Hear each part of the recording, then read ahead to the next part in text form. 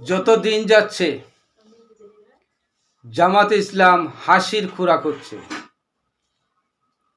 কদিন আগে peer peer বলে গলা ফাটালো। পিয়ার জনগণ অ্যাকসেপ্ট করে নাই, সরকারও করে নাই। তারপর দাবি নিয়ে আসলো গণভোট। গণভোটও নির্বাচনের পূর্বে যে দাবিটা করলো সেই দাবিও জনগণ অ্যাকসেপ্ট করে নাই। আজকে আবার নতুন করে যে দাবিটা নিয়ে আসছে জামাতে ইসলামের আমির মহোদয়, সেই দাবিটা হচ্ছে বিরোধী দল থেকে যেন উপপ্রধানমন্ত্রীর পদটি দেওয়া হয়।